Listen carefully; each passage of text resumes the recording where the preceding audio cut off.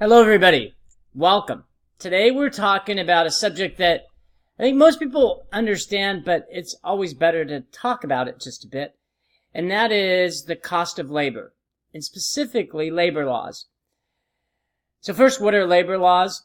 Labor laws have two components. First, they're a benefit to some, in this case employees, but they're also a burden to others, meaning the employer. So most think that labor laws are tremendously beneficial to the marketplace. And again, remember, it depends on what side of the coin you are. If you're an employee, then you have certain protections codified by law. Good thing.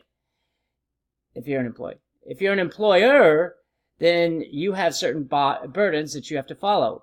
In effect, you have an entity, the government in this case, who has restrictions on you on the way that you can spend your money. Many of these laws are great. Child labor shouldn't happen. Discrimination in the workplace shouldn't happen.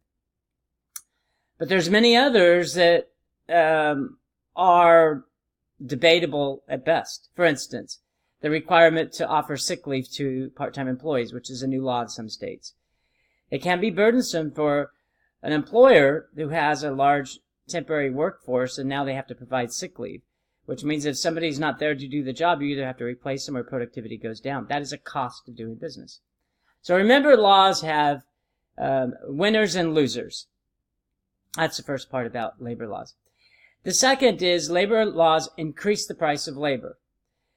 If you have to pay people a certain amount of money per hour, that increases the cost. If you have to give individuals certain benefits, that's a cost. Even benefits like workers' compensation, which provides some compensation to workers who get injured. It's a great law. Most people would not say that it's not a beneficial law. But there is a cost in the employers, to the employers for workers' comp.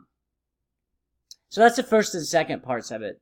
First, labor laws benefit some, it doesn't benefit others. And second is it does increase the price of labor. Here's the really big issue. It's fine if everybody's cost, meaning employers, if everybody's cost rises the same. It's absolutely fine because everybody has the same basis. Where it comes into an issue and where the United States today is at a competitive disadvantage is some countries do not require workers' comp, do not require Social Security, do not require some level of health benefits. And so the United States costs are higher. Other countries' costs are lower. So when they produce products and sell in the marketplace, our costs are higher, our products are higher, and their costs are lower, their products are lower. And so rising costs in regards to labor affect those countries that don't have similar costs. The only way around it is to raise the productivity of your workplace, which means if it costs more to employ workers in the United States than it does in, say, Vietnam, then we have to produce more in the United States with these workers that cost more. And therefore, they produce more product. And even though the cost is higher on an hourly or daily basis for these workers, they produce much more. And therefore, we're not at a cost disadvantage. Unfortunately, that often doesn't happen. In fact, it mostly doesn't happen because if you take a piece of equipment to produce products in the United States and that same piece of equipment to produce products in Vietnam, it's going to be cheaper in Vietnam because labor is cheaper. So that's a cost. That's a discussion on how labor laws affect the market. Always keep that in mind when you hear of a new labor law. How is this going to impact the overall economy? And that gives you a good sense. Everybody, hope you enjoyed. Always look forward to chatting with you.